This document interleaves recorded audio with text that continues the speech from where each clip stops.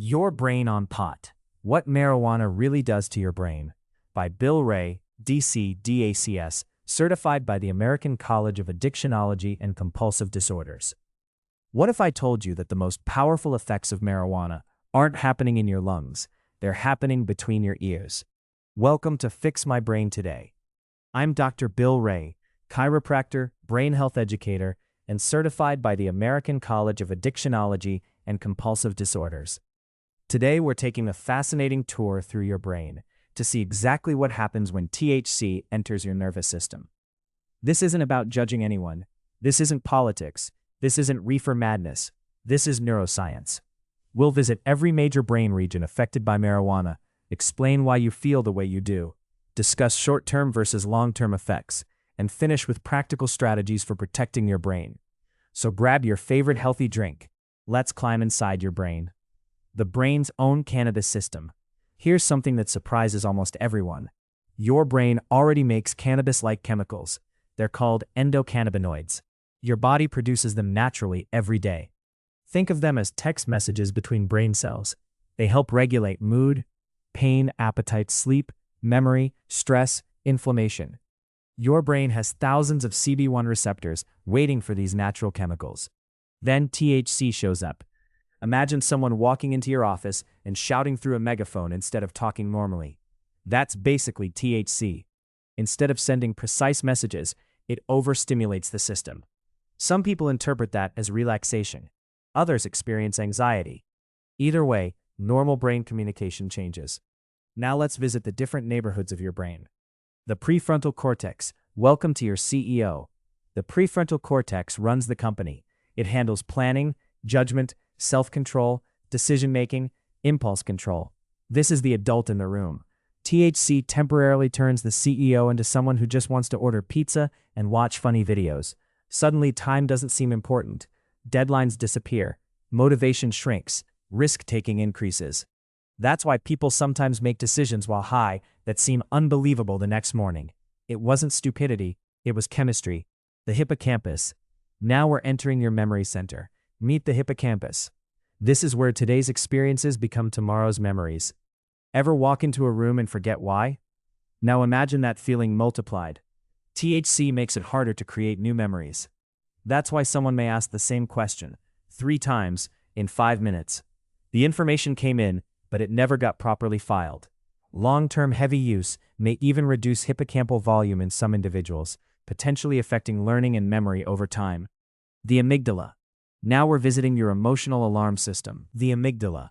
It's responsible for fear, threat detection, emotional reactions. Sometimes marijuana quiets the alarm. People feel calm, peaceful, relaxed. Other times, it turns the volume all the way up. Suddenly, everyone seems to be staring. Simple conversations feel threatening. Your heart races.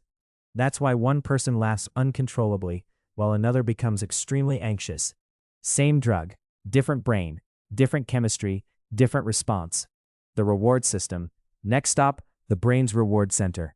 This includes the basal ganglia and dopamine pathways. Dopamine is your motivation chemical. It says, "That felt good.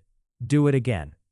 THC indirectly increases dopamine, not nearly as dramatically as drugs like cocaine or methamphetamine, but enough to reinforce the behavior. The challenge comes with repeated exposure. Eventually, normal pleasures can feel less exciting. Exercise, reading, working, accomplishing goals. Your brain begins expecting the shortcut. That doesn't happen to everyone, but it's a risk with frequent use. The cerebellum. Now let's talk balance, coordination, reaction time. The cerebellum controls smooth movement. THC slows communication here. That's why reaction times increase. Driving becomes dangerous. Sports performance declines. Balance suffers. Even if someone feels completely in control, their brain is processing information more slowly. And that's one reason driving under the influence of marijuana increases crash risk.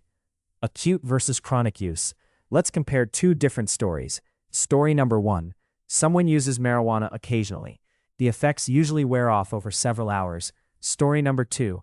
Heavy daily use over months or years. Now the brain begins adapting. Receptors become less responsive. Tolerance develops. More marijuana is needed for the same effect. Some users notice lower motivation, brain fog, memory problems, difficulty concentrating, sleep disruption without marijuana. The encouraging news? The brain has remarkable ability to recover. Many changes improve after reducing or stopping use, although recovery time varies from person to person. Neuroplasticity is one of the brain's greatest gifts. Special considerations. Teenagers deserve special attention. The brain continues developing until about age 25. The prefrontal cortex is one of the last regions to mature. Heavy marijuana exposure during this period may interfere with normal brain development in some individuals. People with anxiety disorders, psychosis risk, or certain psychiatric conditions may also react differently to THC.